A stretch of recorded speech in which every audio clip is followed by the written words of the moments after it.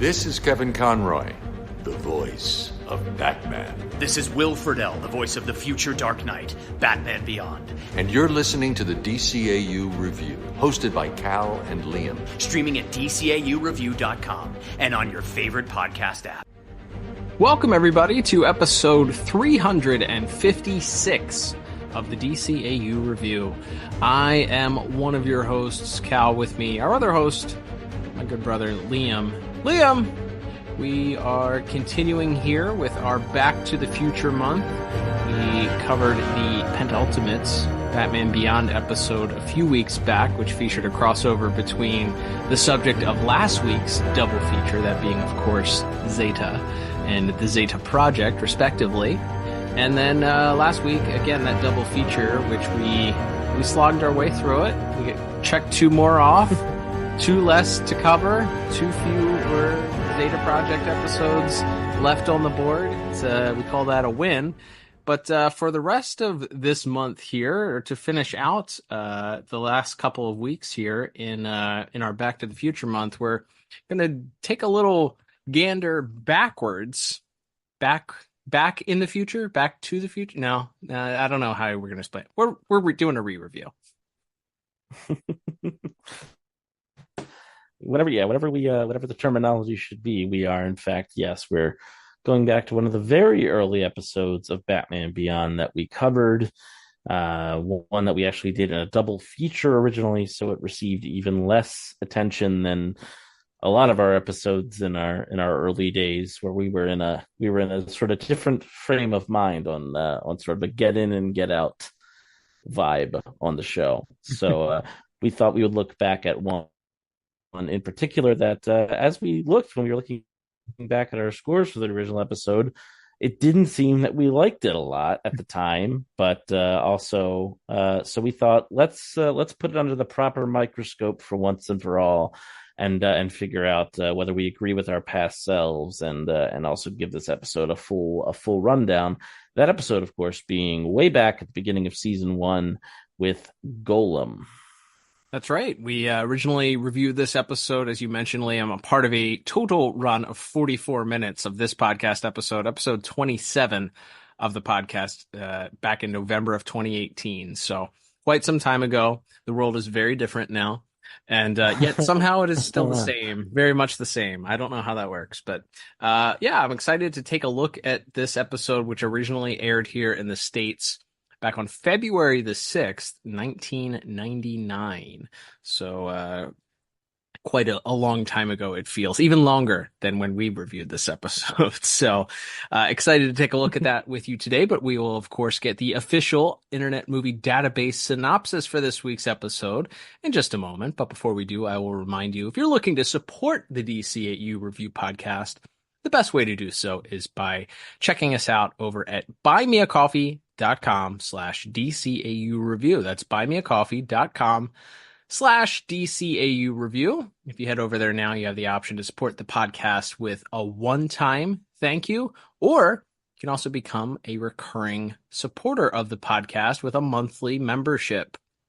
If you become a member of the podcast, a member support of the podcast gets you multiple different perks at our various different levels. We have 3 different levels to support the podcast. An entry level that gets you just a little thank you on the air, and then we get a special gift. You have the next level up, which gets you a few additional perks, and then, of course, my favorite, the top tier, the Super Friends here, which gets you all the perks, gets you the membership, and gets you the opportunity to ask us a question about the episode that we're reviewing the following week. So, if you want to ask us a question about the podcast, about the episode that we're reviewing, and hear your question answered on air, then all you have to do is become a member at that Super Friend tier. Head over to buymeacoffee.com/DCAU Review today and support the podcast today. Absolutely. So this is the synopsis for Golem, which was written by Hilary J. Bader, directed by Butch Lukic, with music by Shirley Walker and animation by Coco and Dong Yang. And that synopsis reads as such. a bullied nerd uses his newfound mental control of a giant construction robot to seek revenge. Yeah, I mean, yeah. I feel like nerd is one of those words that we're going to look back maybe 10 to 15 years from now and like culturally will no longer be acceptable to say, like kind of looked at as a borderline slur. So I feel like calling him a nerd, maybe just an unpopular kid with an affinity for, mathematics or something like that would be a little bit fairer to him. Yeah, he's a math nerd, not a Star Trek nerd.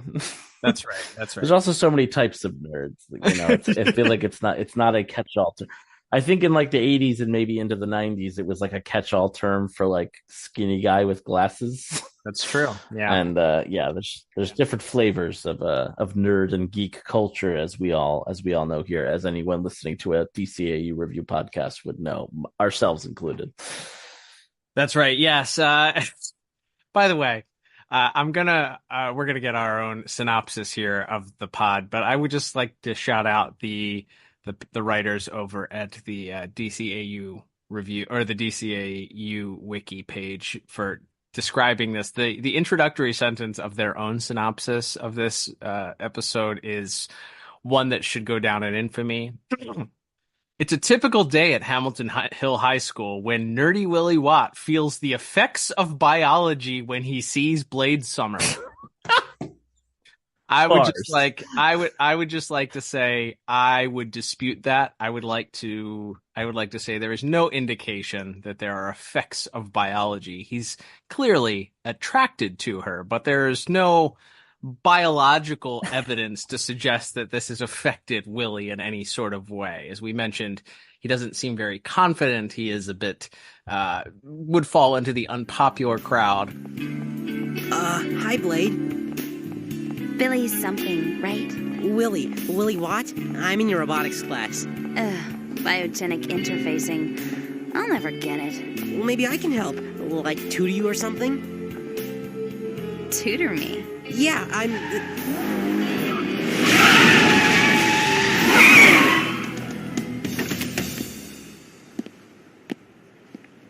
Hey, Blade. Shway outfit. It'd go great with my car. Don't you think? It might. Blade, about that tutoring thing. Tutoring? Does this mean you're gonna start doing homework now, too? I never said that. He's skinny. He wears glasses. He parts his hair in the middle. He's kind of got a Mo Howard haircut. A bowl cut, if you will, and he's approaching this Bruce Timm drawn pinup to ask her if she's interested in potentially helping or talking to him going out.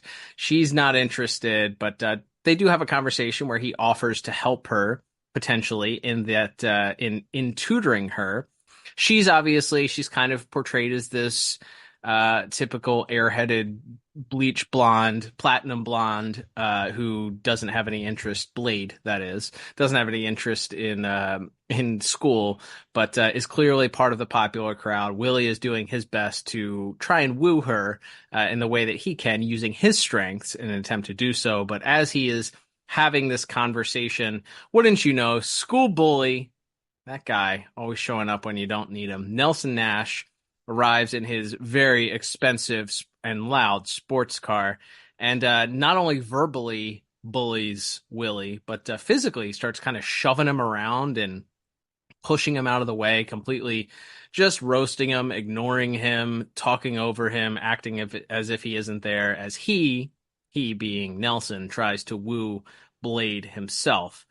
So as he tries to ask Blade out on a date, she sort of repeatedly declines a desire to get into his car and take a ride, although she does continue some verbal sparring and flirtation back and forth.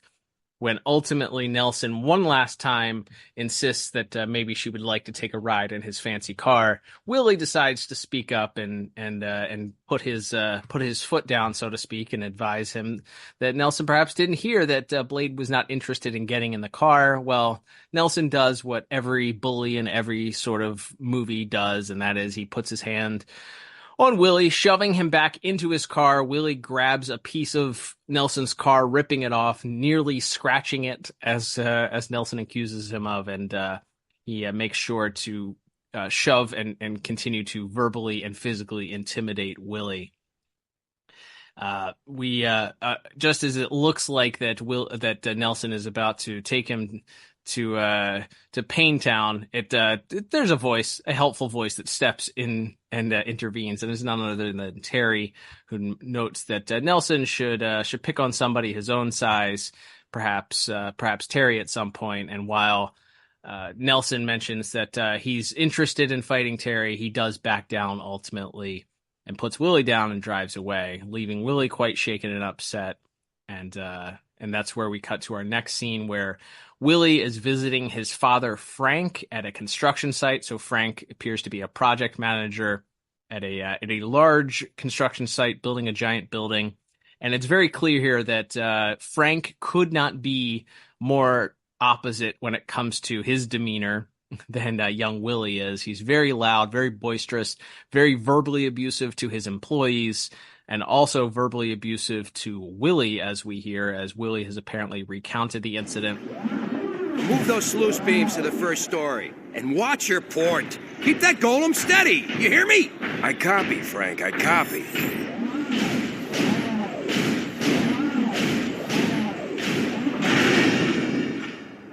Yeah, that's it. Keep her steady. So what are you gonna do to the guy who did that? No wonder they walk all over you. I told you, Willie. Someone pushes, you push back. Yeah, like that'll work. Ah! You listen to me, I'm not raising no wuss. Will you keep it straight? I want you to take care of this, Willie. You hear? How am I supposed to do that? Hit him where it hurts. You figure it out. That gives Willie a clear idea as we see his brain kind of scramble, and then we see him settle on something. And that night, we learned that this is the episode. I'd completely forgotten about this, Liam. This is the episode where Batman gets his what he calls his camouflage, but as we come to know it, as his invisibility for his suit Yes. for the rest of the series. So a very, very notable episode this one is, although it seems, as we've noted throughout Terry's time, is that sometimes he just forgets that this is a feature, that his suit feels like he should have like a indicator in the suit some places, like, don't forget, you can turn invisible. Don't forget to use your invisibility. One of those little mini sticky notes. You just tape that to the inside of the mask so you remember when you're suiting up. That's right. As Get a label maker, maybe.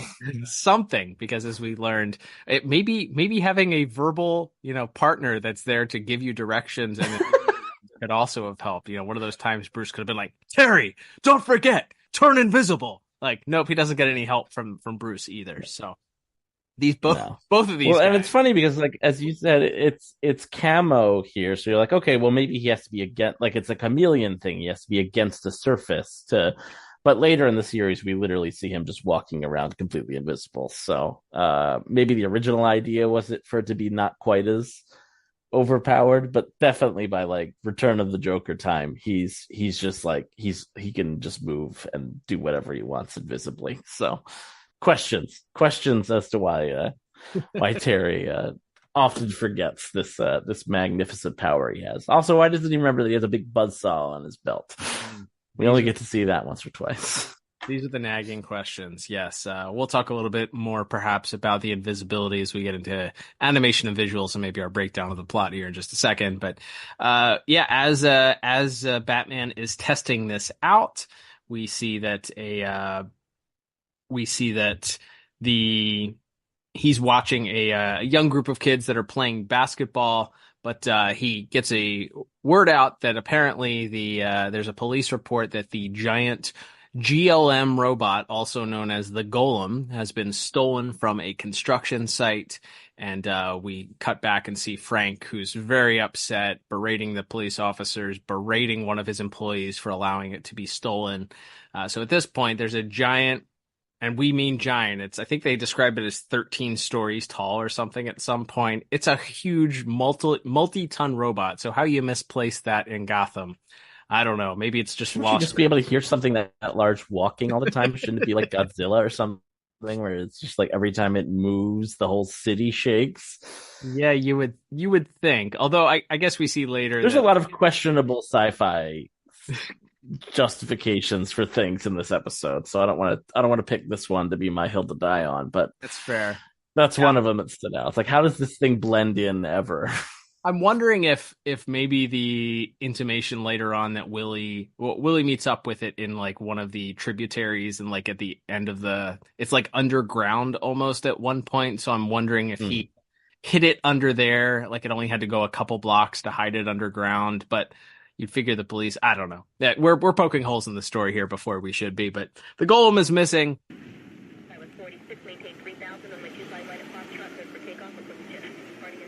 I'm telling you, the Golem was right there before I took my break. Golem? Galvanic lifter machine, GLM, Golem. It's a robot, 2 stories tall, 13 tons, and this jerk loses it! Hey!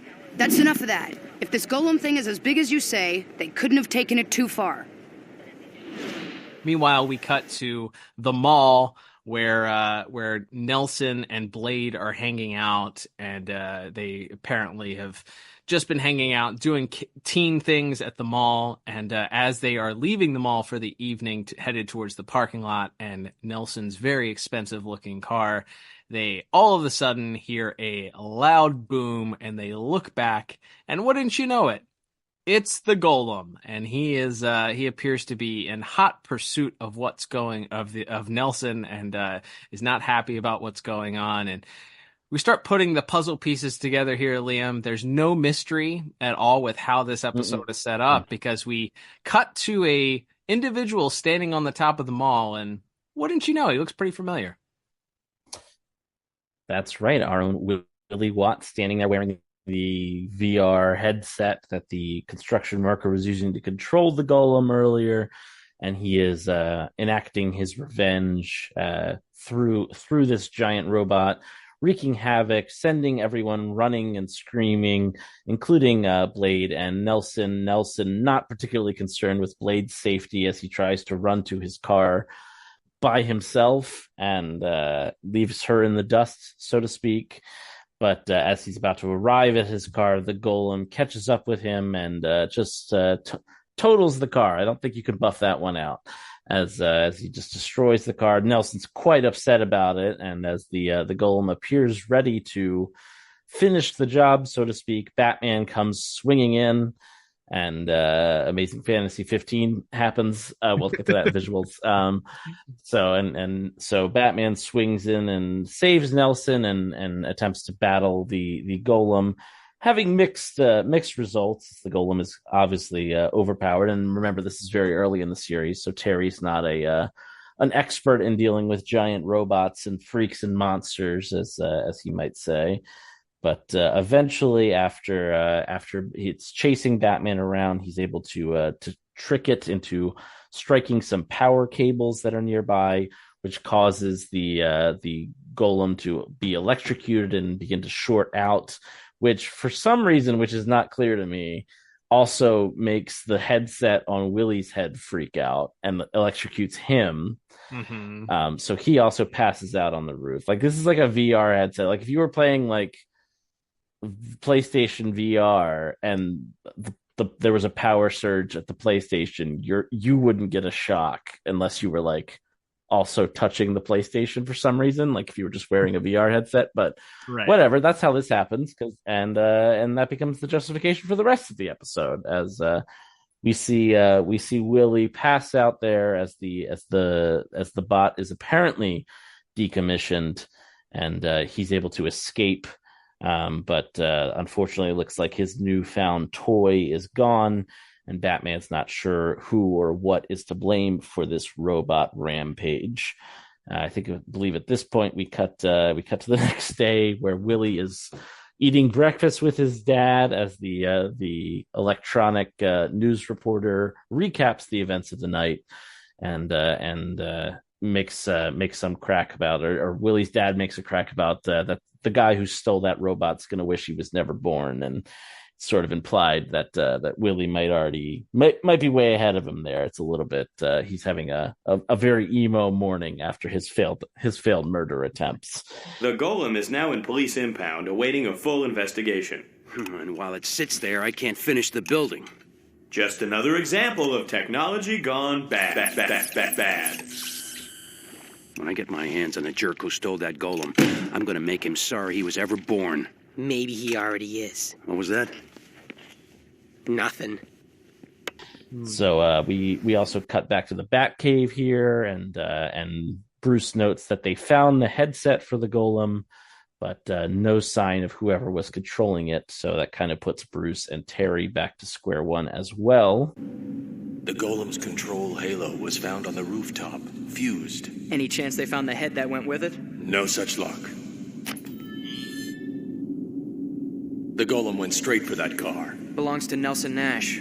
He goes to Hill High. Know anyone who might have a grudge against him? The line starts with me and goes around the block. Twice. And as we head back to Hamilton Hill High the next day, we see that Nelson is doing his best to apologize to Blade. I mean, the best that a guy like Nelson could ever do, which is to just be like, "Come on, man! I said I was sorry. Why are you pissed off?" Like, I feel like if you're not in that type of relationship, you have everyone has bared witness to this type of relationship with the the dumb guy who just doesn't get why his girl's so pissed off. But here she's not having any of it and won't listen to him, and she realizes that the best way perhaps to get back at him is to lean into his hatred of nerds. So she goes up to Willie, who she knows kind of has a thing for her, and invites him to the Saturday night dance with her. Willie's a little bit dumbfounded, but very excited, and of course accepts. And as Blade walks off, Nelson once again threatens him by the lockers, but he's sort of saved by the bell. Big brave Nelson. I might as well go to the dance with a twip like Willie Watt. Ugh, Willie! Are you busy Saturday night? You talking about the dance? Wanna go or not? Yeah. Great. Call me.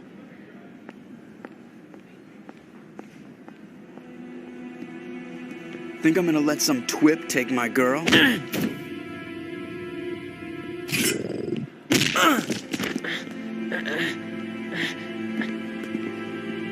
Relax. You're saved. For now.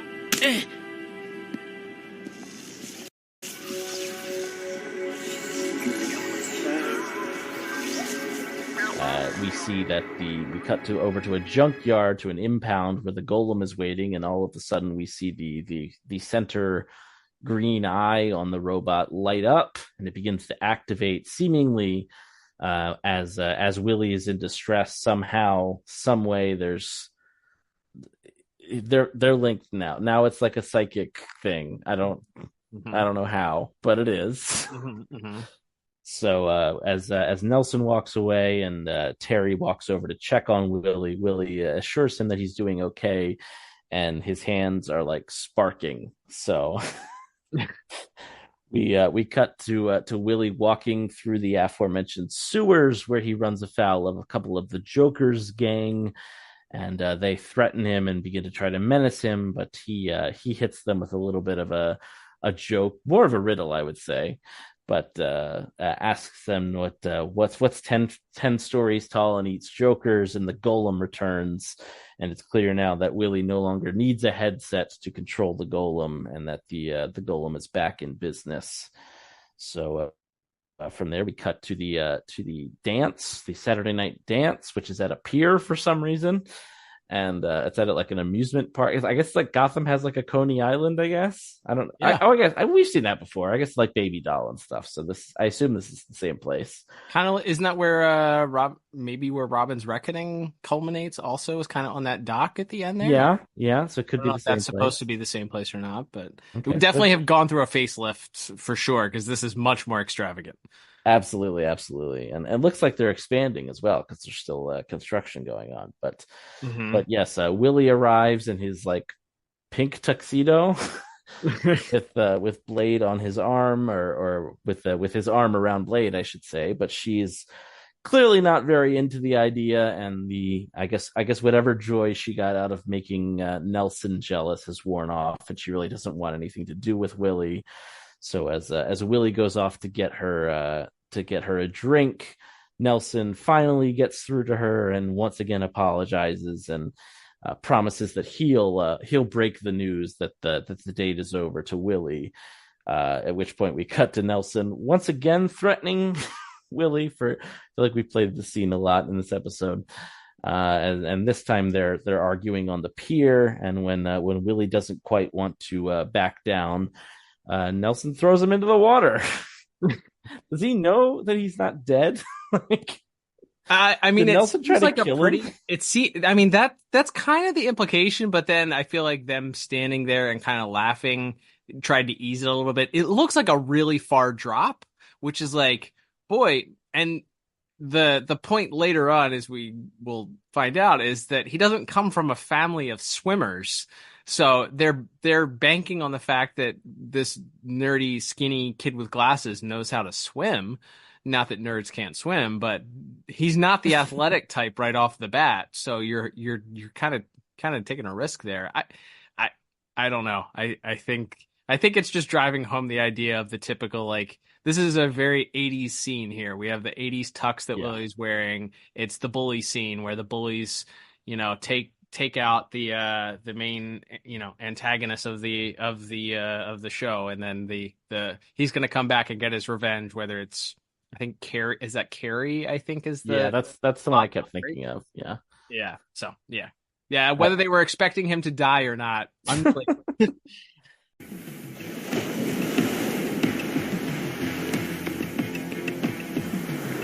You had your fun. Now get real. Blade's too hot for a twip like you. Be smart and step aside.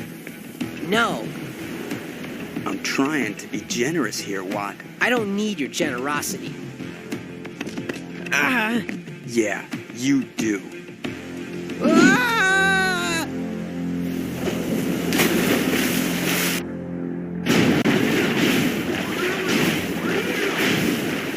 At the very least, they think they've seen the last of Willie for the evening, perhaps, as Nelson heads back to the dance floor to dance with Blade, and we see that Terry and Dana are also having a romantic moment. But as they're standing there, they see Willie walk back in, soaking wet, furious, and as Dana goes to check on him, what a kind-hearted soul Dana is, and boy, does she deserve better. But as Dana goes off to check on Willie, we see that Terry has his giant cell phone on him, and receives a call from Bruce Wayne saying that the Golem is on the way and that he needs to go suit up. So that sort of sets up our final act here, as Willie has had enough, and as you mentioned, this is kind of his Carrie moment as the Golem arrives and all hell breaks loose.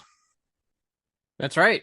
Yeah, so we get the culmination of everything, as you said. So the Golem does arrive and begins wreaking havoc, tearing things apart.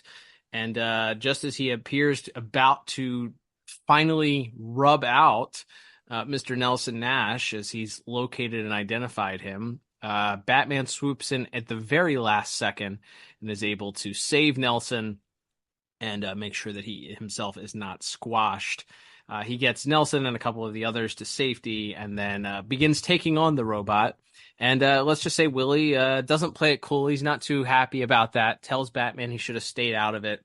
And that's where the real battle begins. As Willie begins using this construction robot in an attempt to take down Batman. Batman kind of has to duck and weave and bob and weave, and who should happen to show up all at the same time but Frank. Frank Watt shows up at the same time. You should have stayed out of it, Batman. Willie!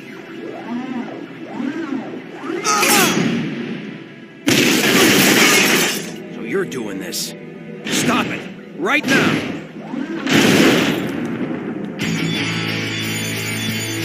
Willie, what are you doing? Who's the horse now, Dad?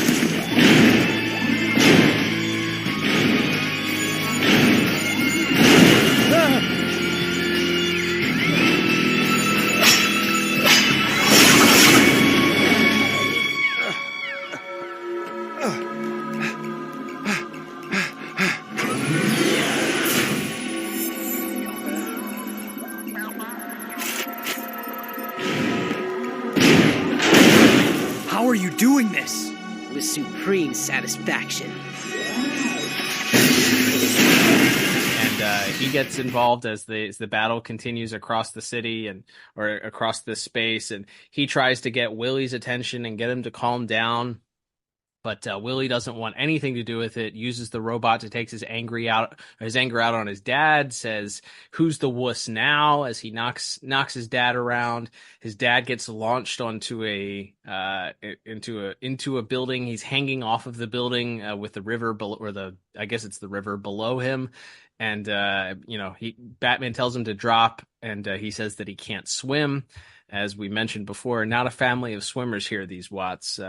So Batman, that complicates things for Batman, as Frank is still in harm's way at this point, as he's trying to deal with the Golem. He does manage to damage the Golem's eye a little bit, which then in turn causes Willie to feel pain. So we see now that they are indeed linked in this way, where when the Golem is damaged in some way, it also affects Willie. But then Willie, he kind of goes Super Saiyan here at the last minute, and we see a part of the Golem that we had yet to see at this point. Apparently it comes equipped with a gigantic flamethrower, because one just pops out of the back of the Golem and begins shooting at Batman and threatens to take down Frank. Frank is still hanging onto the building. The building falls, starts to collapse. Batman is able to catch him just in time and prevent him from doing so, and begins shooting more explosive things at the batarangs, and the forcing kind of ties some gigantic, I guess, toe lines on it, some bat grapples. Yeah, he fires his rear toe cables from his snow speeder. I mean, and it wraps it around, I guess, one of the Ferris wheels or merry-go-rounds, which then caused the Golem to be tied up. Like a tilt-a-whirl thing with the rocket ship. That's it. Yeah, it's whatever that thing's called. Yeah, tilt-a-whirl's the right name. That's right. It's got some rockets on it, and those start crashing into it and kind of drawing in, sort of like it was stuck in a tractor beam almost, and that causes some damage. Further explosions happen. Eventually, the whole Golem begins falling apart. And this causes Willie some obviously immense pain. He's crying out. He's screaming. He no longer has the connection to his friend. So he kind of walks up to it and kind of sits there mourning, now clearly lost without his powers. And Frank looks over at Batman, says, "Hey, at least he's not a wuss anymore, right?" Batman gives him no satisfaction in even responding and just flies away. And then we get a little postscript of Willie. He's at juvenile hall as a couple of people walk up to him and demand that he change the channel because they want to watch wrestling. And Willie just kind of looks up, sitting there in the glow of the television. He looks up and then he twitches, smiles, and the TV itself explodes. Completely dismantled. As for the young thief, he's been sentenced to 3 years in a county juvenile facility. Change the channel, Twit. In other news, I want to watch things wrestling. are looking up for Gotham's home team. And now with the weekend weather outlook. What the?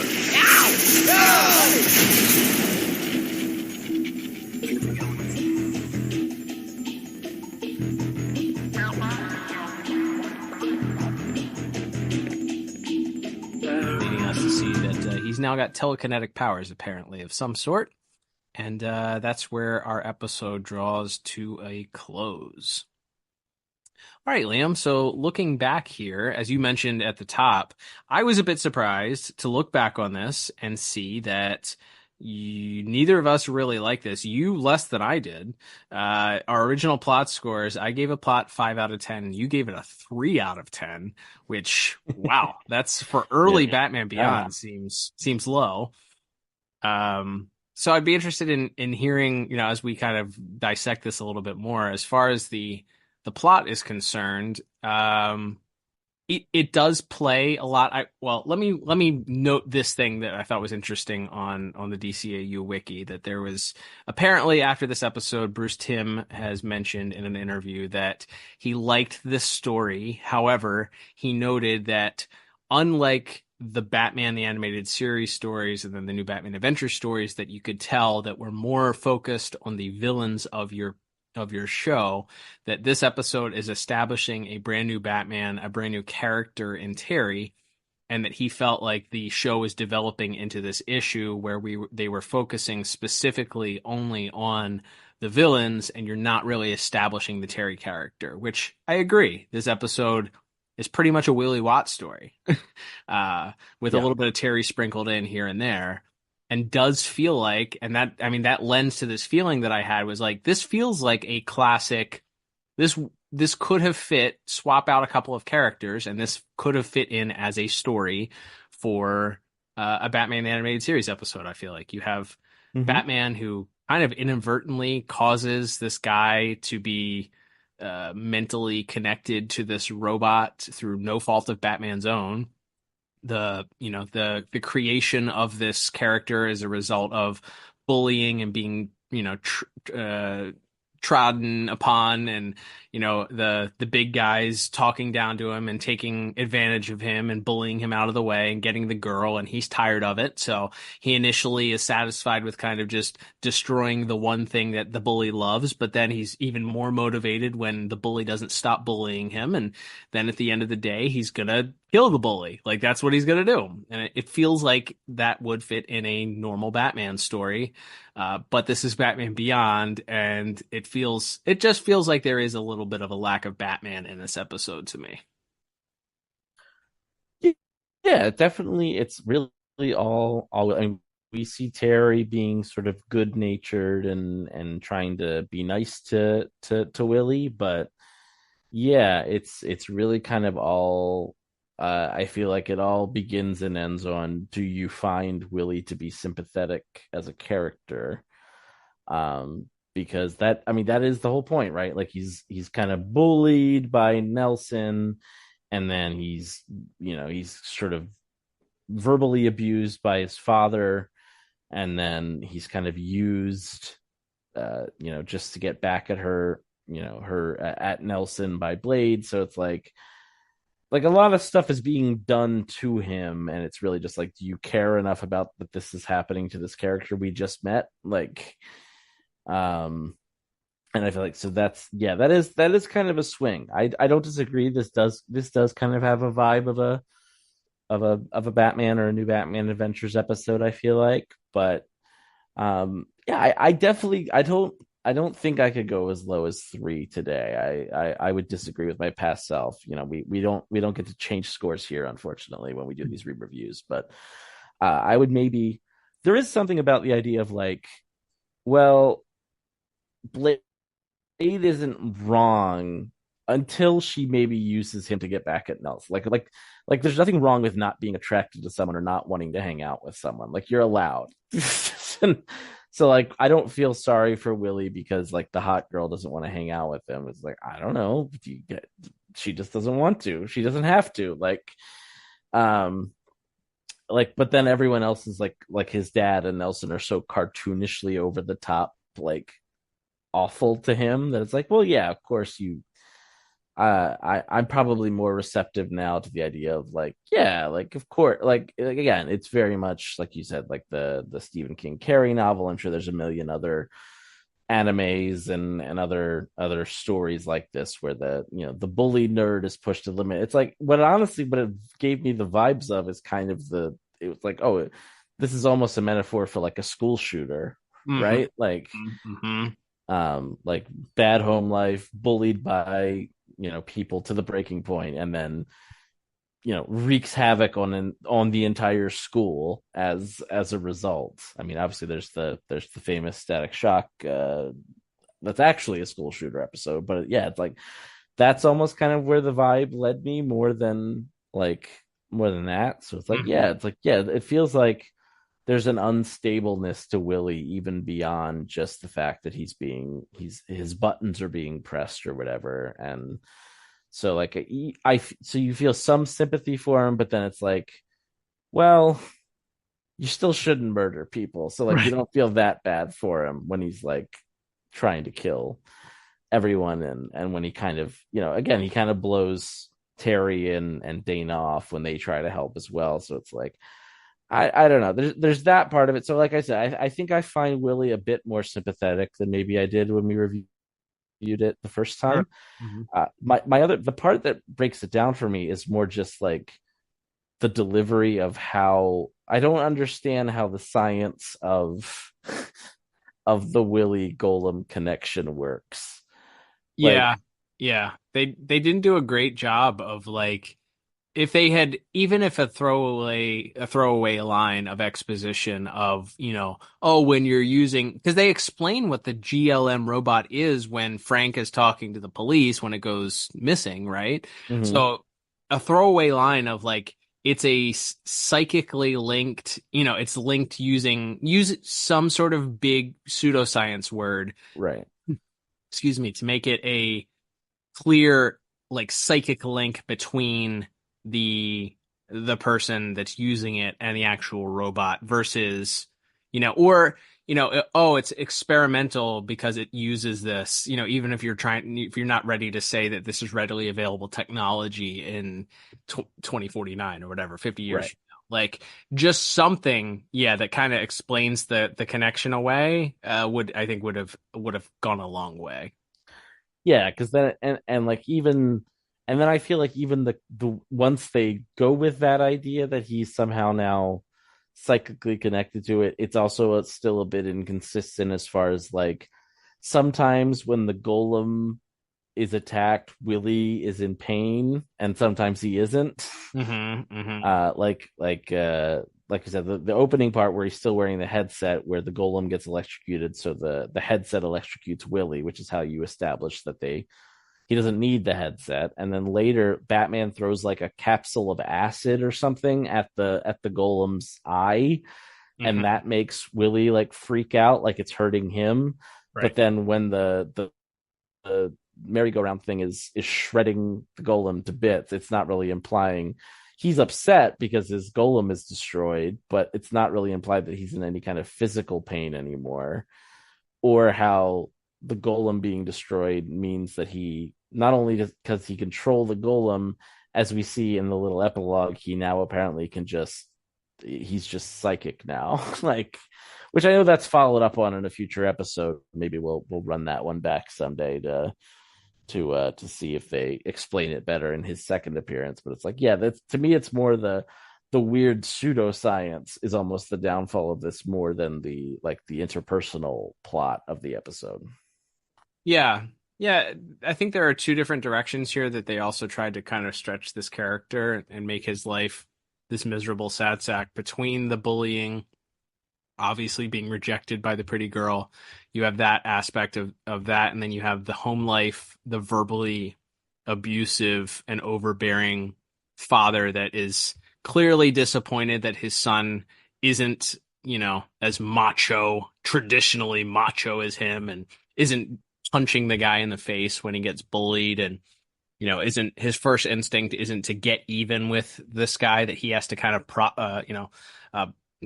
him in order to do that. And then ultimately at the end, like the dad, by the way, this episode is yet another entry, nominee into the worst DCAU dads. First ballot. Yeah. Frank Watt, man, boy, this guy sucks. But yeah, I think that's almost a little bit too much though for this character. I get it. You're trying to make it establish that Willie is just really miserable. And it's not really revealed that his motivation is to impress his dad or try to win the favor of his dad. Because then at the culmination of it, it feels very much like he wants to kill his dad. Like he uses the robot to try and just get rid of his dad too. So it's weird to me that wasn't used as that kind of, because that's typically, I think, in storytelling what you do. Like you use that as the motivator. Well, I have to win my dad's approval, or his dad is just the main antagonist to this antagonist, is that he's going to figure out a way to get revenge on his dad. So it just feels like kind of a little side quest or a little side story that you're fleshing out with this character. And I think going back to what Bruce Timm said, is you're doing a lot to flesh out this character who ultimately comes back one additional time. And granted, this is the fourth episode overall here in the series. So, maybe they they weren't thinking how many times that Willie Watt might return, or whether or not this would be a character that they could use regularly beyond this episode. But just feels like fleshing out a part of his backstory that didn't necessarily need to be there, that you could have, maybe filled it in with, again, establishing more of Terry. And obviously we have the benefit now going through almost all 3 seasons of Beyond, and being familiar with this material, where it didn't dawn on me that this initially is like, oh, this is so early in the series and we are not focusing on establishing Terry at all. We're really establishing this Rogues Gallery member who, again, only gets one additional use. So it doesn't even feel like he's as important as, Shriek or Spellbinder or even Ink or Blight. So doesn't end up getting counted among those big bads of this series. So yeah, I gave it a 5 originally. I think I would probably hang around there. I did like it. Like, I do like the episode. It is interesting. I think there are enough sequences to keep you entertained. Obviously, a giant robot running around and wreaking havoc, and Batman fighting a giant robot is pretty funny, and pretty entertaining. And then, the clear drawing off of that Hilary J. Bader did, as far as like the prototypical like 80s bullied kid story who is getting revenge, like whether it's Revenge of the Nerds or Carrie or whatever story you want to draw off of here, that the guy who's getting picked on finally reaches his breaking point, and he's the dangerous one that's going to exact revenge on all the bullies. So now you have this dynamic that switched, where you kind of start to feel bad for the bullies, and there's this internal like wrestling match that you do. Wait a minute, I'm supposed to not like these guys because of how they treated him, but not that much. Like, they don't deserve death. Like you said, you can't just murder everybody. Like, it's not how that works. So I do like that. I obviously this being a teenage Batman, draw off of some of the better, teen, prototypical teen stories from, the decade prior that when this was written. Not bad material to draw off of. So yeah, I would probably still hang around a 5. I might bump it up to a 6. But for the sake of what we're doing here today, I'll say I would probably still hang around a 5. There are some good parts. There are some things that are entertaining. But then there are just some things that are just like, yeah, this doesn't make a whole bunch of sense. Yeah, I think I'd probably be around the 5 if I were rescoring it today. So I'll disagree with the quite harsh 3 that I originally gave it. But thus is like we said. I also imagine comparing it to how much I seem to remember we loved Blackout. That was the other thing. Reviewed this with. Mm-hmm. I feel like comparing and contrasting this a bit against one of the best episodes of the whole series is probably also didn't do it any favors either, because I think it's, as far from the plot standpoint, it's pretty bang average. It's a villain of the week, and they kind of try to give it some backstory to make him sympathetic. But yeah, I don't know, maybe again, I don't like to just sit here and try to rewrite things, but it's like, I don't know, maybe I feel like maybe this exists in a different episode, but I was like, if like the Golem somehow got some of Willie's personality in him and was just like doing things on his behalf, and Willie wasn't actually controlling it, and like Willie didn't realize, like, or something like that, maybe that could have been interesting, or like where it was more just out of control and it just had some remnants or some of Willie's aggression got into it, and so it was kind of seen itself as like his protector or whatever. But I don't know, they went another direction, which again, it's fine. I don't think it's bad, but it's not a home run either. It's just I think, like I said, I think it's a pretty bog standard. Like, this would fit in very well, I think, later in the series. Like, this is what I equate to, like, there's a lot of like a Centuries of the Last Cosmos episode, like a lot of those like ones that are just kind of fine in the later run of Beyond, where it became more of a high school show. I think maybe that's part of it too. It doesn't, I maybe hold season 1's stories in a little bit higher regard, so maybe that's why this one sticks out a little bit too. Yeah, it does sort of feel like maybe it's because it's more teen drama. Like, this does feel like something that would not be out of place in, name CW WB show. Would not feel out of place in a Smallville type setting, or Buffy the Vampire Slayer, or whatever teenage hero fighting antagonist. Maybe not Buffy the Vampire Slayer because it doesn't deal with vampires, but that general type of teen action soap show would not feel out of place there. So I'm right there with you. DC High Volume Batman. The Dark Knight's definitive DC Comics stories, adapted directly for audio for the very first time. Fear. I have to make them afraid. He's got a motorcycle. Get after him or I'll have you shot. What do you mean blow up the building? From this moment on, none of you are safe. New episodes every Wednesday, wherever you get your podcasts. All right, Liam, let's move on to our second category of the day, which is going to be animation and visuals. This week's animation, once again, done by Coco Dong Yang. And as we mentioned at the top here, directed by Butch Lukic. Talking about our visuals here, leading off. I guess character-wise, let's talk a little bit about the designs for our main antagonists here, as far as Willie and the Golem robot, which they say is the GLM robot that they call Golem, because that's a catchier name, I guess, than GLM. But as far as Willie is concerned, he obviously does come back, and they establish that he looks very different when he comes back for a good reason. He hits the weights while he's in juvie. Spoiler alert. But for this episode, he does play that nerdy kid very well. He's got the little skinny little looks, skinny arms, skinny legs. He's diminutive, especially when it comes to the seemingly giant Nelson Nash. He's kind of a goofy looking kid for sure. They go out of their way to make sure they establish this, that he's just kind of string bean skinny and not exactly very confident either in the way that he carries himself. He kind of shrugs his shoulders a little bit when he walks. But that robot is an interesting design because it feels like its arms are connected to its head, or it doesn't have a head and it's just a torso with arms. I couldn't figure it out. Yeah, it's like weirdly turtley.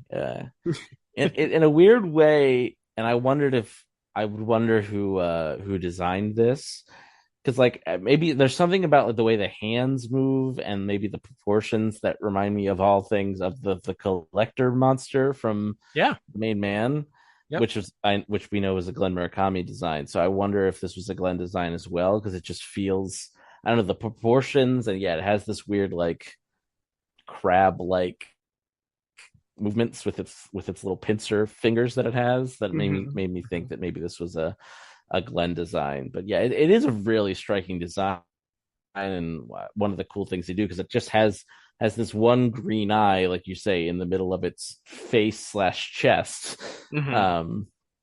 And we get to see the POV of it several times throughout the episode, like when it's looking at Willie's dad or looking at Batman. And so they give it this kind of it's just like seeing red, but they put this really interesting kind of film or something to kind of darken it, so it's this very, very dark, almost muted, like you might expect when they show how Daredevil sees the world or something, right?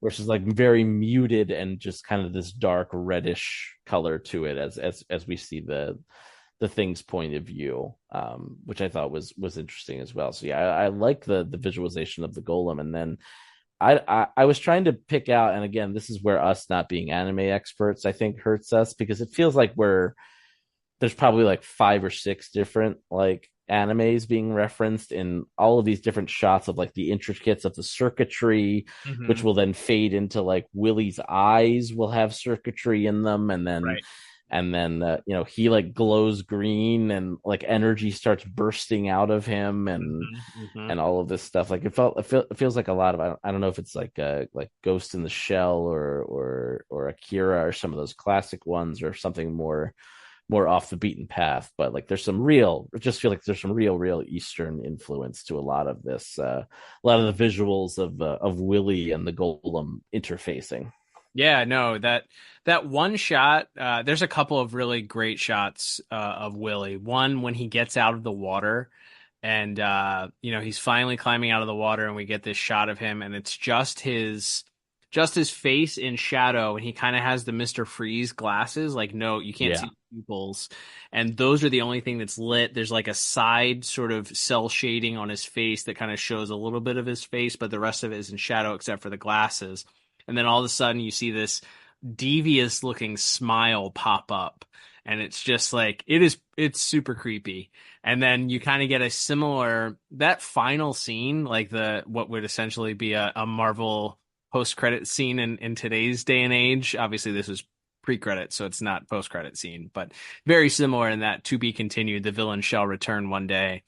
As they're in juvie, that whole scene is great because it's completely dark and everybody is simply lit by the glow of the television.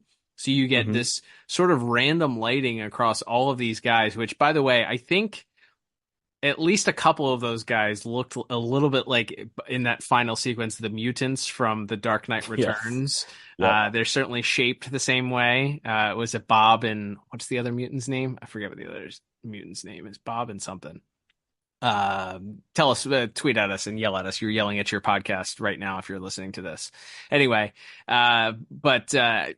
again, you kind of get a similar shot there of him once he uses his telekinetic powers to destroy the television and cause this explosion, and things kind of go dark almost completely, except a little bit of fuzz from the television. And then you see once again, you kind of see that same look at him. He gets the glasses without the pupils in them, and just some cell shading around the outline of the character. So, I thought there's some really, really interesting looking scenes there. And then of course on the opposite spectrum, where that's very minimized and very kind of low key and understated, you have that during that final battle, once he's telekinetically linked to the Golem, he has that scene, as you mentioned, where he powers up, and for whatever reason he's got green fire like kind of all around him when he kind of just loses it at the end. And that's when the Golem presents that flamethrower out of his back, and things really go kind of ape-ish at that point, and really, really go crazy. So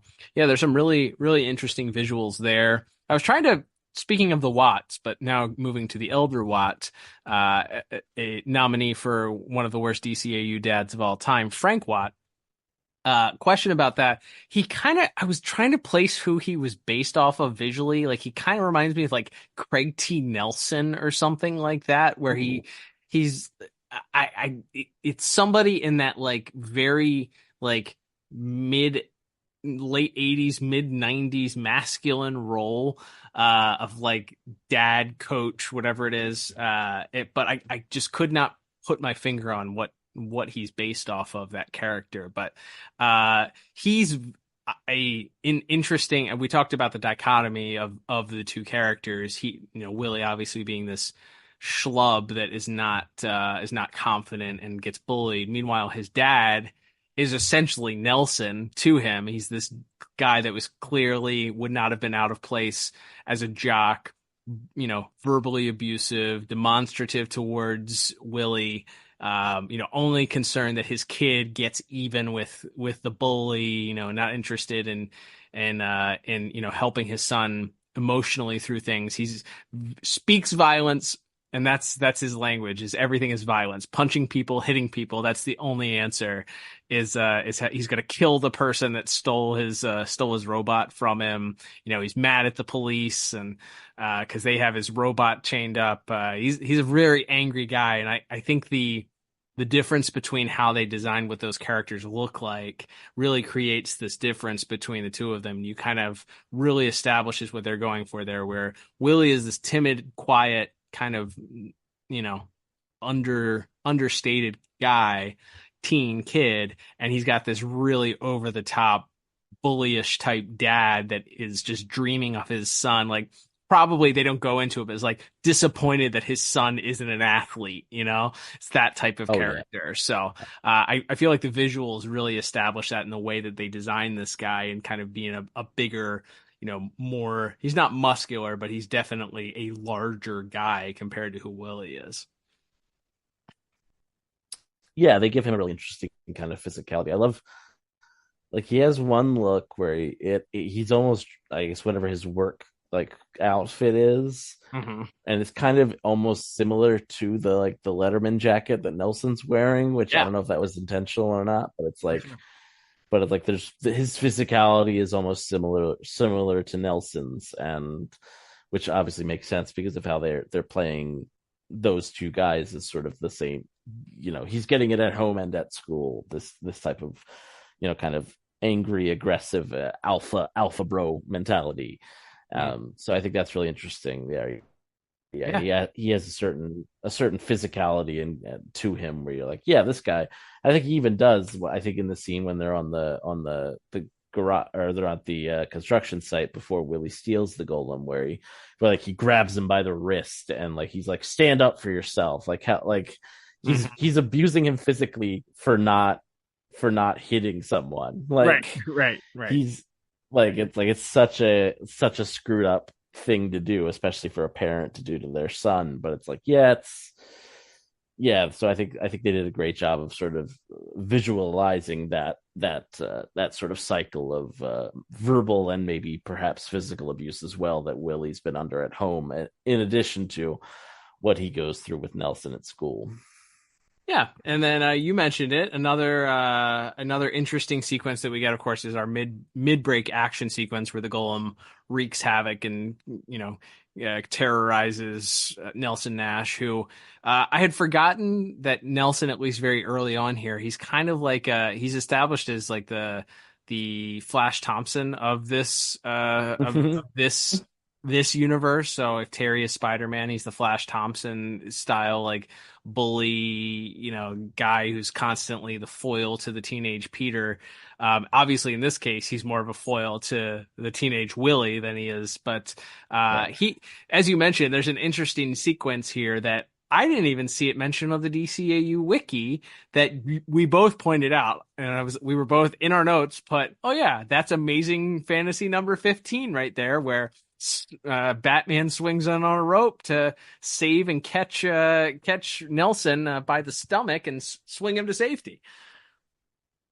Yes, absolutely. It's a great little gag, and there's obviously, we've talked about that probably back when we first started covering Batman Beyond. There's so much Spider-Man, especially the early Steve Ditko Spider-Man, in the DNA of this show anyway.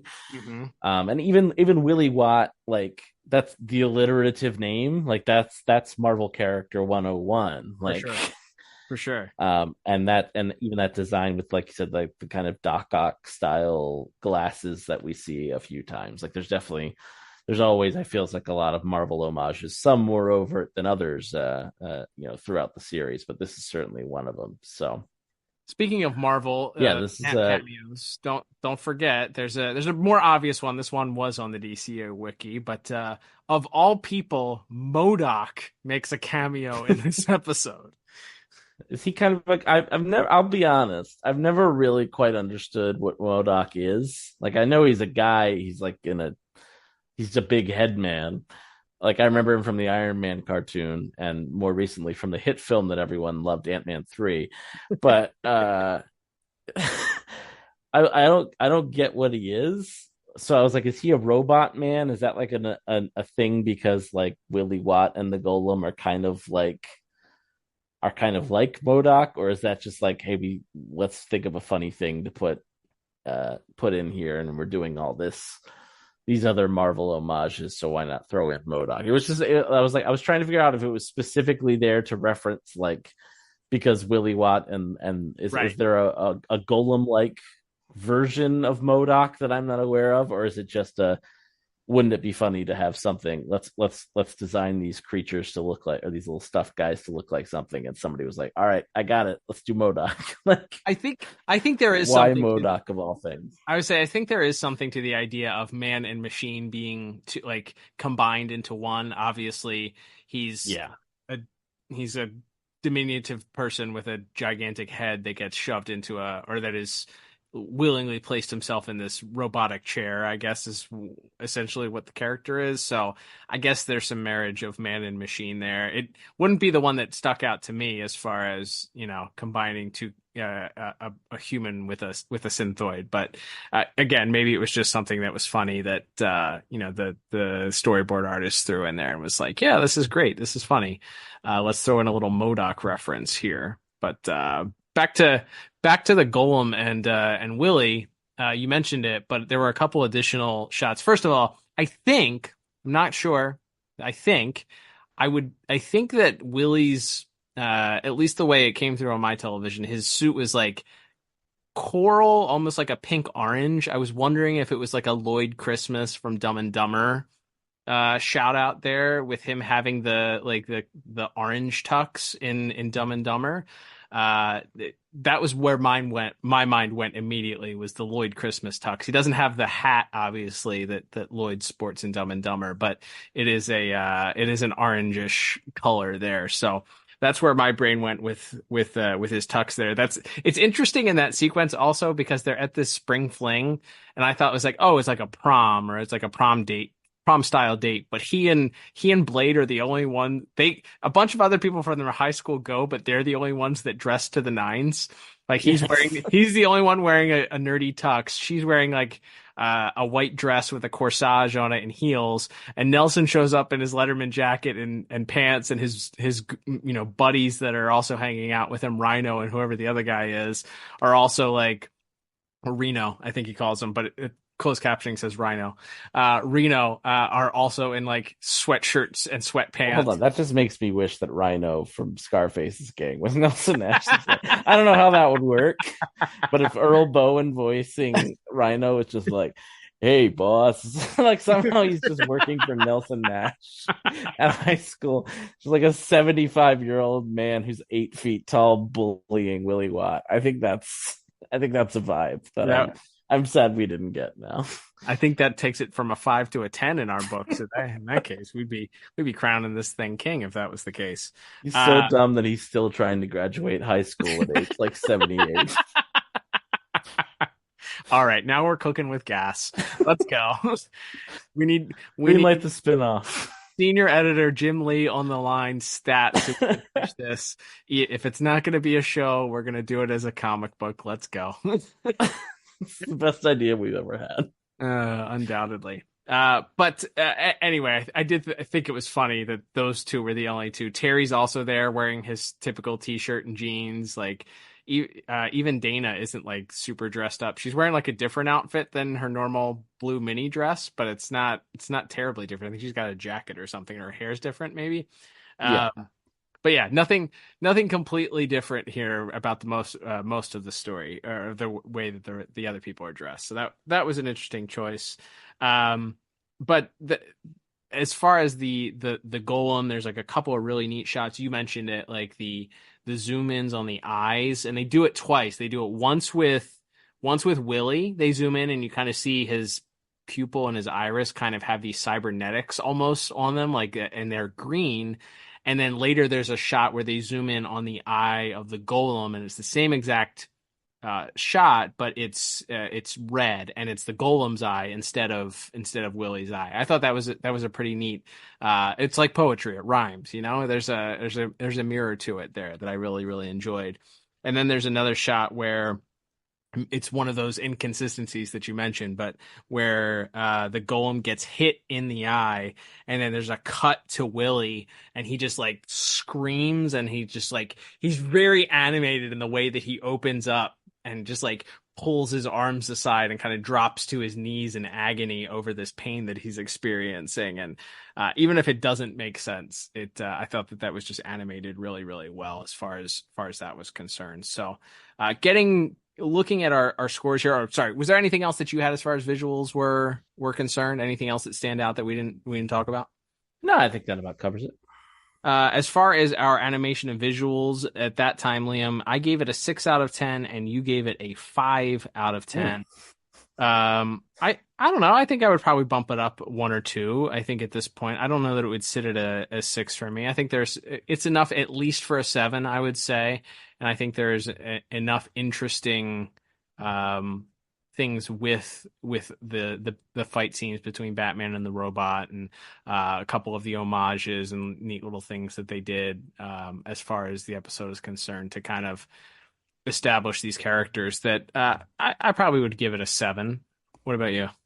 Yeah, I think I'd come up a few points if I were rescoring it today for sure. Like I said, I just think even as much as I talked about it being a weakness of the plot, the weird connection between Willie and the Golem and how it doesn't really make sense. The way they visualize it is so fun and interesting and unique, and all of the weird like I said, when he goes Super Saiyan and like the green energy starts flying off of his body, and then the Golem like bursts from the sea behind him on the pier. Like there's so many cool Batman and the dad like climbing on over like the steel girders and everything, trying to avoid the thing. Like again, the unique setting for that final fight being this like Coney Island style amusement park is really fun as well. Like there's just some crazy cool stuff that they do here, which is, which I think is kind of makes it all worthwhile. So yeah, I'd probably go as high as a 7 or 8 for sure if we were rescoring, which of course based on our own rules, which we are making up on the spot, we are not allowed to do. Yes. And one last thing, the more that I stare at this Golem, I see that it is a light bulb with arms and legs. Get that image out of your head. All right. Liam, let's move on to our next category, which is going to be music for the episode. And that, of course, this week, once again, done by the late, great Shirley Walker for this episode. So, this is one that has some kind of traditional Beyond stuff here. Again, we're establishing early on here what the sound that Beyond has compared to the prior iterations in this universe. So obviously we get some heavy guitars, we get some drums, and there's one particular song that comes through. I think it's maybe in the first battle between Batman and the Golem at the parking garage, where it's very bass heavy. It's almost the bass drives the song, and the melody and the bass line match almost identically, but the bass is almost the level of the bass almost is higher than the guitar that accompanies it. So it sounds like a bass driven song. So it really stands out as far as the composition for that piece, because it's obviously this big, gigantic, heavy, threatening robot battling Batman. So that deep sound of a bass is kind of establishing the heaviness, I feel like, of this gigantic robot that is chasing and attempting to smash Batman with giant steel girders and crushing cars and all of that. So I really liked that piece in particular that stood out, but there's a couple of other unique pieces too, but I'll let you establish if there was anything that stood out for you. Yeah, there is kind of like a Golem theme that follows the robot whenever it's on screen and kind of stomping around. It has this kind of very shrill kind of I'm not sure if it's a guitar or like a synthesizer thing. And the thing I also noticed, and this is one of the big pluses of in the last year or two, finally getting some full episode soundtracks on these that have finally been released digitally from our dynamic music partners, that they've released a couple volumes of this Batman Beyond soundtrack. This episode is included on volume 1, so it was nice to be able to, as we always talk about, it's always great when you can listen to those tracks in isolation, because it just makes things stand out, I think, a little bit more. And one of that is that there's, in addition to whatever the music is doing, there's a lot of like sound effects. Like part of it sounds like kind of like a siren or like an alert. And there's also understandably some, like, it sounds like rattling metal, like machinery, obviously, which obviously makes sense with the Golem being this giant construction robot. So what they kind of layer into the music, I think, stands out a little bit more when I got to listen to it here. So yeah, there's kind of an ongoing Golem theme that sort of plays every time he shows up. It has this very sort of whiny, it's almost like a single note refrain that they just kind of hold out, and then like I said, it's some of the extra sort of sound effects and samples that it feels like they layered into the music, I thought was pretty cool as well. Yeah, there's also a couple of other unique pieces. There's at the Spring Fling, there's just sort of this traditional, for the life of me, could not tell if they were singing in English. It didn't sound like they were singing in English to me. But there's just kind of some like 80s pop ballad that's sort of playing as they're slow dancing on the floor before the Golem returns, or before Terry gets notified by Bruce that the Golem is showing up. By the way, Dana deserves better. We saw in the first scene that, or in the second scene, that Nelson abandoned Blade with no thought to himself. But Terry abandons his girlfriend as the giant robot shows up, and doesn't get any flack for it that we can see here. She's too good for him. She's absolutely too good for him. But there's also at the very beginning, when we first see Willie and Blade interact for the first time, there is this very interesting sort of like 50s doo-wop song that that plays, and I was like, this is so interesting, because it does not really fit with the rest of the episode, but it really establishes the feeling of what we're going for here, that it's opening up at Hamilton High. It is this attempted teen romance between, on Willie's end at least, to try and woo this girl. And it's really just the establishment of who this girl is as she walks into frame, and how it kind of is blowing Willie's mind when he sees her. It's like it's like a typical moment where the guy in a movie sees the girl and is just, everything focuses on her, and he hears the 80s rock ballad play, except for whatever reason, Ms. Walker went with this more doo-wop 50s traditional like sound, and I think it worked. Like, I really liked it. Yeah. I think that's maybe something, maybe that goes better with like it's funny because Blade does feel like a very like 80s kind of like vixen design. Sure. But for some reason it does feel like maybe because Willie is this throwback, like almost like, we already mentioned like the early Marvel work, but almost like an Archie Comics character. I was going to say, he's like he's like Jughead almost. Yeah. Yeah. So maybe that's where the motivation came from. But yeah, it stood out immediately that there's like, oh, that's a very unique music cue, but it totally fits, and it feels like, okay, maybe this is what he's hearing in his head, like when he looks at her. I was kind of waiting for it to come back when the few other times when they interact in the episode, but they don't bring it back. So it really then, I think, stood out as like a very interesting kind of wacky music cue that she put in. Yeah, again, it's kind of off the beaten path. I think it works, though, for this episode and for the character. The only other notes I had was, and you may have been alluding to this when you were talking about the Golem theme, but there's almost, and I didn't know if it was a sound effect or if it was something that was established, and it kind of sounds like the robot is communicating to Willie. Like when they're establishing this connection, he's talking to the robot, and when the robot first appears to him, and he says, I can feel you getting closer.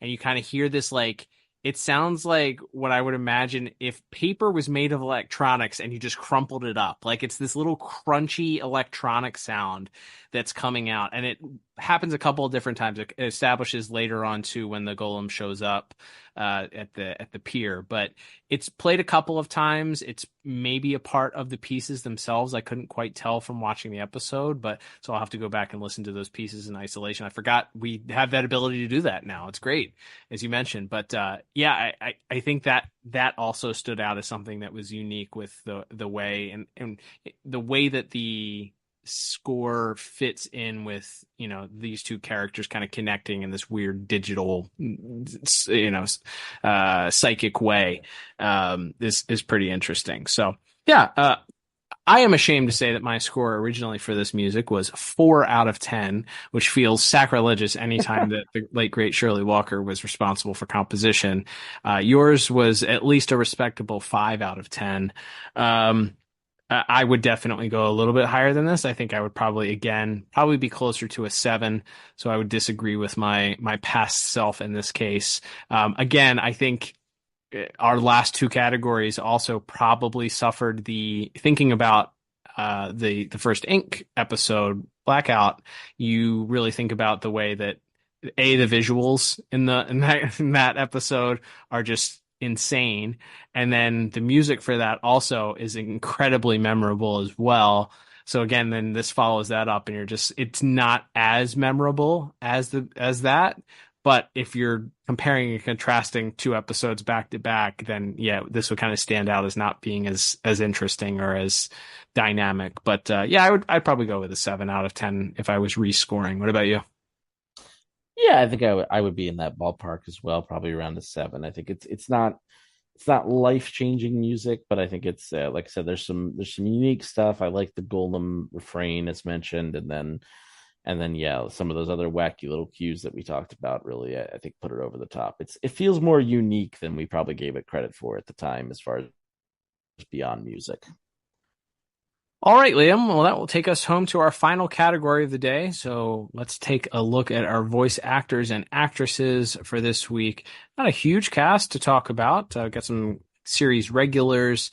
We got some people pulling double duty as always. I guess maybe it's a little bit bigger than normal, but than a normal cast there, a little bit bigger than I thought about. So let's go ahead and talk about this week's voice cast and look back at our scores that we established way back when. That is right. So funny enough, because we just talked about him last week, Mark Jonathan Davis back again this week. Richard Cheese himself, because he's the voice of the video news anchor. So that's right. So somehow we I guess had never paid that much attention to him because he's in quite a few episodes. But elsewhere we have I think this is fun just because of who she went on to be, I guess. You have Polly Perrette as the female cop who's kind of grilling the construction worker and Frank at one point. She was probably best known for she's the goth girl on NCIS, which ran for like 100 years, might still be running. I'm not sure. Yeah. Yeah, and she also came back to voice Lois Lane in Superman versus the Elite a few years later. So very fun. Just a small role here, and I would imagine this was before most of her major credits came. But a fun small world moment there as the aforementioned construction worker who is operating the Golem and gets read the riot act. We have Greg Berger, who has done a lot of voices for Transformers and everything. Also, this just is curious. Apparently, there was a cartoon called The Garfield Show that ran for 116 episodes, and he voiced Odie. And this is news to me because I didn't think Odie spoke. I'm not up to date on my Garfield lore. He does, but I did not think Odie. Maybe he provided some barks like a Frank Walker. Oh, yeah, maybe that's it. Frank Walker, because that was like gonna break my brain. If Odie talks now, someone needs to let me know because that's life-changing information to me. I remember watching a few episodes of that show, and I don't ever a very few, but I remember watching them, and I don't recall the dog speaking. But if you are a fan of that show, perhaps you watched that, and we are wrong. Please feel free to chime in and let us know this week. But Mr. Berger also. Famously, he played Vinny the Shark, Vincent Stark in A Bullet for Bullock. So, not his most well-known DCAU role for sure. Absolutely. And then playing the aforementioned abusive father, Frank Watt, we have Bill Smitrovich, who folks might know if you're one of the unfortunate souls who watched Joker 2 in theaters last year. He's the judge in that movie, apparently. I have not seen that as of recording of this episode. I feel like one day we'll just have to rip the Band-Aid off. Maybe that's an April Fool's episode one day. But he was also years in from things now, like whatever Air now. Force One.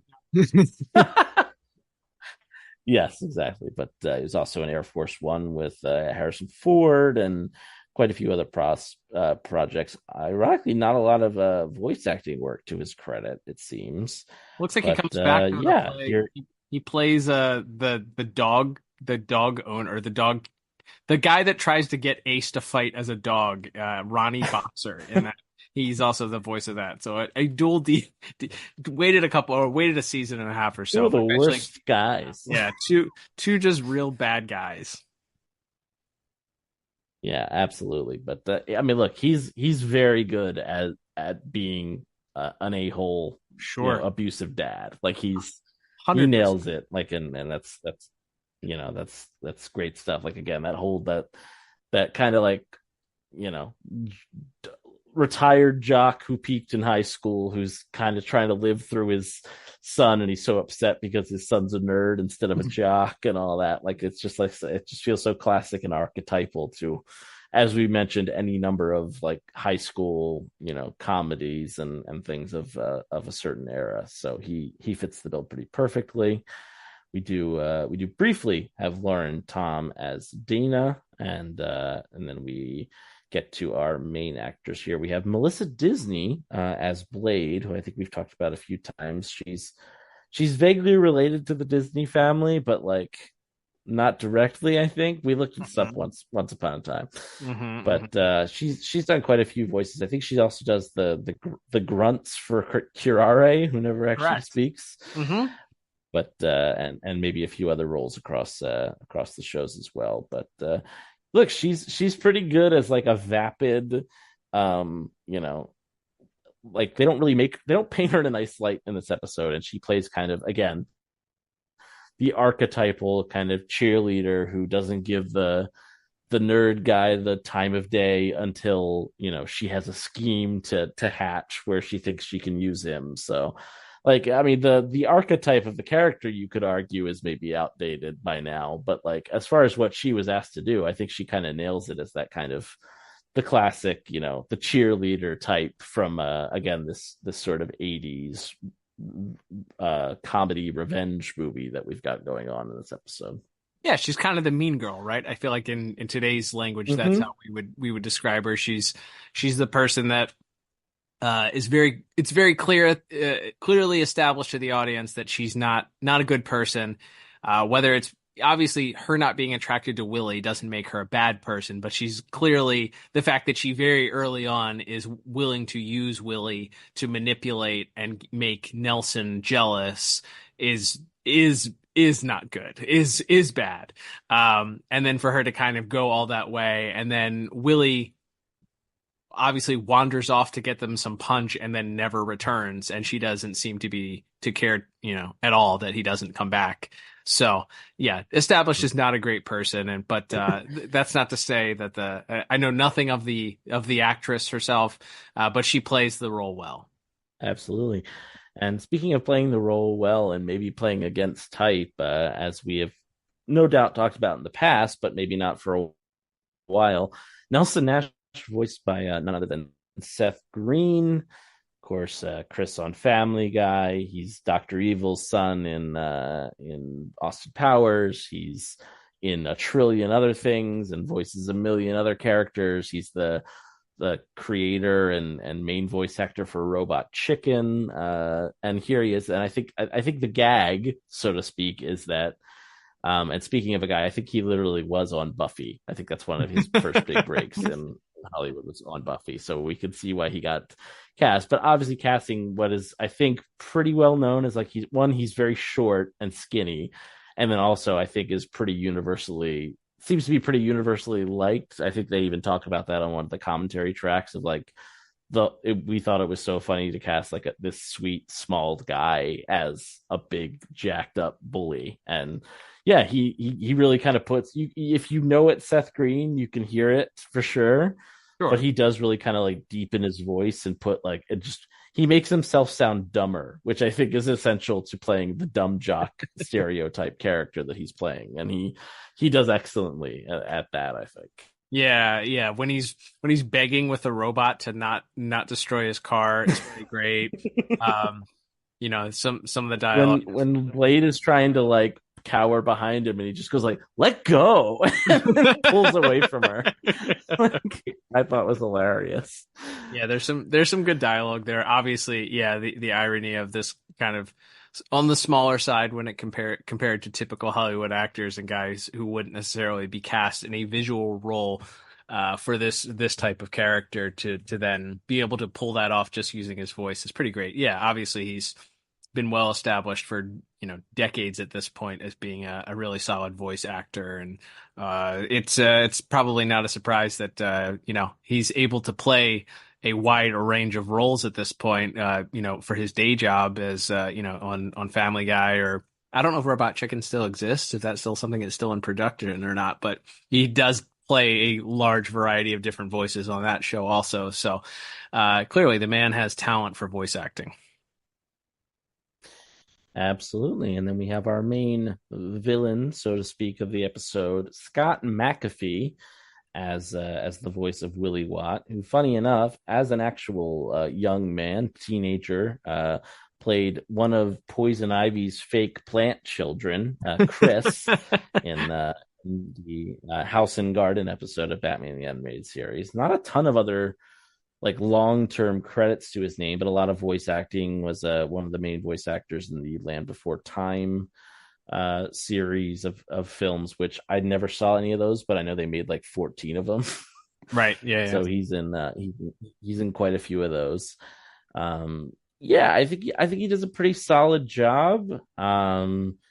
Again, I never really get to the point, and I don't think this is necessarily his fault, where you feel sympathy for him, but it's like you understand why this. I think he does a good job of like, we've met him at the point where, again, I hate to keep, I don't make the analogy to make light of it, but like the kind of school shooter vibe that this guy has. I think he captures that of like different people respond to that sort of aggression and bullying different ways, obviously, and it's like his way is like, I'm gonna, like, every bit of like rage and anger has just been balled up in this guy, and I think it kind of comes out, and it's like, okay, now he feels like a man, because now he can torture and hurt people the way he feels like he's been tortured and hurt. Like I think he does a good job sort of playing first kind of the simmering rage of it in the first half of the episode when he's dealing with Nelson and his dad, and then kind of when it's all let loose at the end when the Golem's attacking the pier, it feels like he kind of lets loose a little bit more. Yeah, when he gets his confidence, compared to especially that first scene where he's just kind of timidly trying to get Blade to pay him some attention, and then ultimately that the sequence with the Jokers where he introduces the robot there, and he's got this confidence about him because he obviously has this gigantic robot on his side now. It is a change in the way that he presents himself, and I think that's communicated in the way that he does his voice acting. So yeah, I think he does a really solid job for what is asked of him. I think some of the little subtleties, also the muttering under his breath line about how when his dad is saying, the guy that stole the robot is gonna wish he was never born, and he has to mutter under his breath that maybe he already does, and then walks away, and then kind of when he gets drunk with power, so to speak, at the end, and feels like he's untouchable and he's ready to take revenge on his dad and everybody else that's gotten in his way, and even the sorrow that he has once the Golem itself is destroyed is pretty interesting. So I think it's a solid job by Mr. McAfee. Absolutely. And then we just have our two main characters to talk about here briefly: Kevin Conroy as Batman, and of course as Bruce Wayne, I should say, and Will Friedle as Terry and Batman. As mentioned, you kind of hit the nail on the head, and it's obviously something that the people working on the show were thinking about too. Those guys aren't in this episode very much, so it's really hard to. There's nothing wrong with Will Friedle's performance in this episode, but it's mostly there's like the couple scenes where he comes to check on Willie, and then, otherwise it's just kind of exposition to Bruce is like, go here, the Golem's there, or suit up, the Golem's on his way, or whatever. And then otherwise it's just, the grunts and oofs and things from the fight scenes. So nothing wrong with their performance, but not really much to talk about. This one would be probably left off of both actors' reels if they were compiling their best voice acting work. So nothing wrong with it though. So yeah, of course not. No, absolutely not. Just not a showcase for either of these two gentlemen in this case. Our scores that we gave, Liam, I gave a 6 originally. You gave a 5. I think I'd probably be a little more generous. I think based on a couple of our pieces here that we talked about, Mr. Green having obviously that ability to convey the bully type character that he has to establish there, and honestly, Mr. McAfee, I think in his portrayal of Willie Watt, really, really strong. And I think I probably would have bumped it up again, maybe to a 7. I think I probably would feel a little more generous these days. Again, not comparing and contrasting it against another episode. I'd probably be a little more generous with my scoring there. What about you? Yeah, I might bump it up one or 2 points, maybe to a 5 or a 6. But yeah, I don't think anybody's spectacular. But like I do say, I think the Watts are good, and I think maybe that bumps it up beyond average to a thumbs up for both Frank and Willie Watt. I think they maybe put it over the edge for me. So yeah, good solid job. There we go. All right, Liam. So again, we don't reestablish as far as our scores are concerned here, but based on just kind of tallying up in my head the differences, we disagreed with ourselves in almost every category. I'd say maybe with the exception of plot, we might hang around where we were. I think you said you'd be up maybe a point or 2. So I think our overall scores of originally being 19 and 18 probably would end up being mid-20s if we were going to rescore this. But where do you sit as far as rewatchability is concerned? Obviously, we know Willie comes back.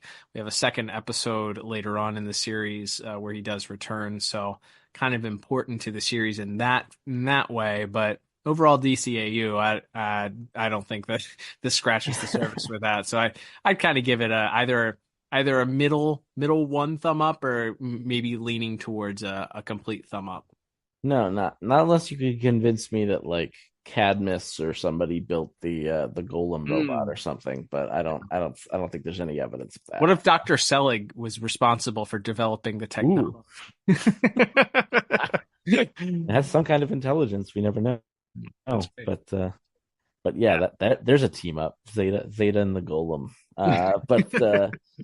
But yeah, I think that's I guess because he comes back, you got to watch this one. And it does pick up not only on him explaining how he gets the powers, but also his whole sort of obsession with both Blade and Nelson comes back into play in that second episode, if memory serves. So yeah, I think you gotta watch that. Gotta watch this one if you're gonna watch that one. So a 1 thumb up sounds about right. All right. Well, everybody, thank you for tuning in for this week's episode. That will begin to wrap us up. Don't forget, if you would like to support the podcast, we have a bunch of different ways to do so. You can check out the show notes if you want to support the podcast. All there are our links to our various different social medias at DCAU Review on Instagram and Twitter/X. Those are the best ways to contact us, but you can always contact us on some of those other social media sites as well. We have Blue Sky and Threads and Facebook that are checked, but not as often as those main two. You can also, if you want to comment, if you listen to us on Spotify, comment on the episode. That helps us out a lot because I think the algorithm looks for more interaction on episodes. So commenting helps us out. Give us your feedback. Give us your thoughts, whether it's a paragraph, a couple. Type it out. Let us know if you're listening on Spotify. You know, what are your thoughts on this episode? Where would you rank this one? Would you recommend it to a friend that had never watched Batman Beyond before? Put that in there. While you're there, leave us a 5-star review if you've not done so already on Spotify. If you're listening to us on Apple Podcasts, you can leave us a 5-star review as well with a little blurb. And guess what? If you do so, we will send a little thank you gift just for leaving that little comment there if we read your review on air and if you live within the United States. We also, of course, ask that you subscribe to us on those podcast platforms if you're listening there. And, of course, check out our YouTube channel. That's also in the show notes there. Even if you don't listen to us on YouTube, if you have a YouTube account, you can take a second, click on that link, subscribe to it. Helps us out a lot. We are on our own again, trying to establish our YouTube page. And hey, every little bit helps so that we can get more people finding our episodes.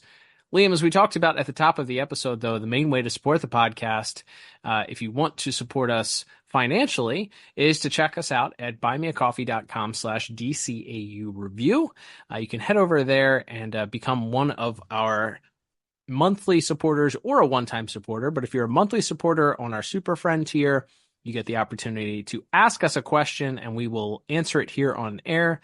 This week's question comes from Zach, and Zach says this: my question for Golem is about Willie. He was bullied at home and at school and carried a torch for a girl who would never reciprocate his feelings. Is he really a villain? I think he started out just wanting desperately to get some control, and merging with the Golem is what actually drove him totally over the edge. What are your thoughts? Good insight, Zach. Love that question. We kind of established a little bit before that, unrequited love is certainly a frustrating part of life, and certainly can be a disappointing portion. But I think you begin to lose sympathy points once you start deciding you're going to kill the people that or hurt the people that have taken that love from you, or that refuse to give you attention, or that bully you. I think that's the part for me, at least, where the villain steps in. It's like he was unfortunately influenced by a parent that was overbearing and who sought violence above everything else. So maybe you could blame, certainly some of the blame goes towards Frank Watt, but I think the other aspect of that is that Willie has his own decisions to make, and killing somebody or attempting to kill somebody is ultimately what takes you into that villain territory, for me at least. Yeah, I think it's kind of the Dark Knight, it's like gravity. It takes a little push, but everybody, at the end of the day, yeah, it's hard. It doesn't justify him trying to murder Nelson and Blade and everyone else at the school. But it does, you understand why the character is doing that. I think when we talked about the Penguin show, we did a bonus episode late last year, which was a lot of fun, as kind of just a fun bonus to cap off the year. And one of the things I think we talked about on that is you're not justifying the actions of the person, but you understand them. You understand how they got to be the way they are. And I feel like that's the thing with Willie, where, yeah, he is a villain. He is a bad person doing bad things, but because you see his upbringing, you see how he was treated by Nelson. It's like you understand how anyone could be. It's, to paraphrase another Joker, the Alan Moore one bad day thing, right?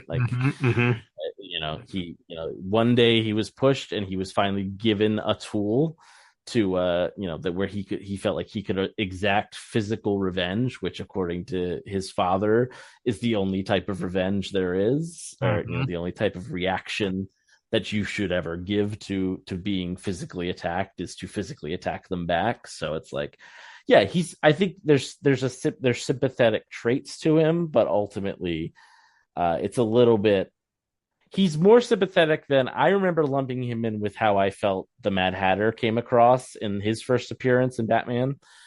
Of like, this dude's just a creep. Like, he's just a creep and he won't accept that this girl doesn't want to date him. And that's kind of where I thought I was going to land on this one. But it's like, no, that's really a very small part of the episode.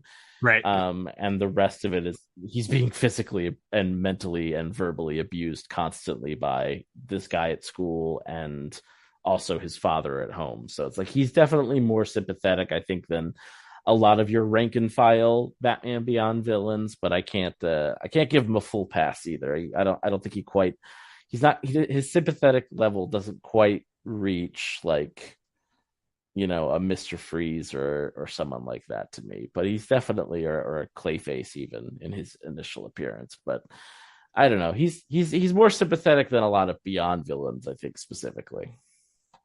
There we go. And thanks for that question, Zach, as always. And if you want to join Zach and the growing list of supporters for the DCAU Review podcast, remember, head over to buymeacoffee.com/DCAU Review. All right, Liam, that will wrap us up for this week, which means we're going to be looking forward. Well, I don't know how much we're actually looking forward to it, but we will talk about what we are going to be reviewing on next week's episode. So believe it or not, sorry, folks, we got 2 more Zeta Project episodes for you next week.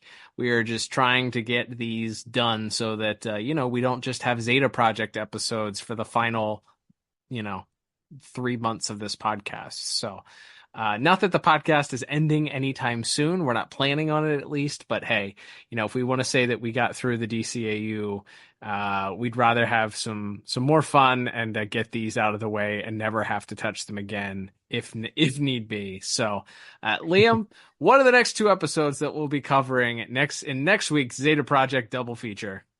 That's right. So it'll be episodes 6 and 7 of season 2. Those are Rose Gift and Lost and Found. Rose Gift. The villains are it's a crossover as the Brain Trust from the psychic trio from Batman Beyond are showing up in this week's episode in one of those episodes. So we'll have. That might mean that it gets a 1 thumb up for rewatchability. That's right. Plus, the albino one is Mandragora's son. That's right. Gosh. So, no. Dang it. Might get 2 thumbs up. Oh, my gosh. All right. We'll cross that bridge when we come to it. Yeah. Looking forward to, again, if you've not listened to or if you've intentionally skipped our Zeta Project episodes, we always have fun regardless of maybe not enjoying the material. So please give it a try next week if you have not done so before. It's going to be fun regardless of whether or not we actually enjoy or if you have nostalgia for the episodes themselves. Cannot wait to review those with you. But until then, I'm Cal. I'm Liam. And we will talk to you on the next episode of the DCAU Review. Bye-bye. Also, Willie Watt. His last name is Watt, and the golem is shaped like a light bulb. You cracked the code. I've figured it out. DC High Volume Batman. The Dark Knight's definitive DC Comics stories. Adapted directly for audio for the very first time. Fear. I have to make them afraid. He's got a motorcycle. Get after him or I'll have you shot. What do you mean blow up the building? From this moment on, none of you are safe. New episodes every Wednesday, wherever you get your podcasts.